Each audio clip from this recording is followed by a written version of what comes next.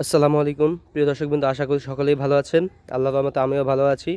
তো দেখুন, আমার দাদামশাই বাগান ফেলে না রেখে প্রতিটি কোনায় কোনায় গাছ লাগিয়ে দিয়েছে। এই যে দেখুন, মরিচের গাছ লাগিয়ে দিয়েছে, অনেক সুন্দর। তো এই গাছটি হচ্ছে বিদেশি মরিচ গাছ। তো গাছের ফুলটা দেখুন, কি অসাধারণ ফুল, এবং মরিচগুলো দেখুন, কালো রঙের মরিচ। তো এই যে দেখুন কি সুন্দর গাছ। তো তিনি বাগান পরিচর্যা করতে অনেক ভালোবাসেন, সেজন্য এই বয়সে এসেও তিনি সুন্দরভাবে মরিচ রোপণ করেছেন, মরিচের গাছ। এবং দেখুন, শুধু একটি না, অনেকগুলো মরিচের গাছ রোপণ করেছেন। তো এগুলো একটি রোপণ করলে হয়, কারণ এগুলো থেকে অনেক মরিচ পাওয়া যায়। তো শুধুমাত্র একটি গাছ থেকে অনেক মরিচ পাওয়া যায়, যেগুলো দেশি গাছের তুলনায় অনেক বেশি মরিচ আমাদেরকে দিয়ে থাকে। তো দেখুন মরিচগুলো দেখুন, কি সুন্দর মরিচ।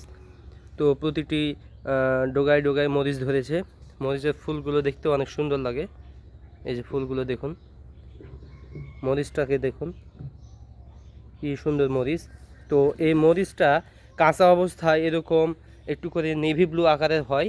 একেবারে যখন কাঁচা থাকে তখন একটু সবুজ হয়, তারপরে যখন একটু বয়স হয় তখন কিন্তু এই মরিচটা এরকম হয়, নেভি ব্লু আকারের হয়। হ্যাঁ, তো যখন এটি পেকে যায় তখন কি ধরনের বর্ণ হয় দেখুন। এই যে দেখুন, এই মরিচটা পেকে গেছে। এই যে দেখুন, এই মরিচটা পাকলে কিন্তু লাল টুকটুকে হয়।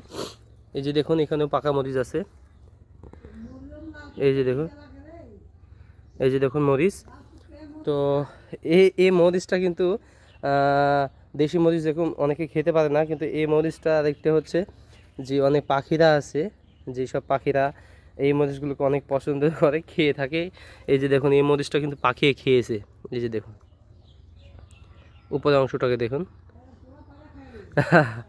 তো আমি জানতাম না, আমার দাদি বললো যে এটা হচ্ছে পাখিদের জন্য একটা সুন্দর একটা খাবার, পাখিরা নাকি এটা পছন্দ করে। তো সব পাখিরা এটা খায় না, তো আপনারা লাগাতে পারেন, কারণ একটা গাছ অনেক বড় হয়, অনেক মরিচ একটা গাছ থেকে পাওয়া যায়, মরিচ ধরে কিন্তু শেষ হয় না। তো যদি আইডিয়াটা ভালো লেগে থাকে তাহলে ভিডিওটা অবশ্যই শেয়ার করে দিবেন।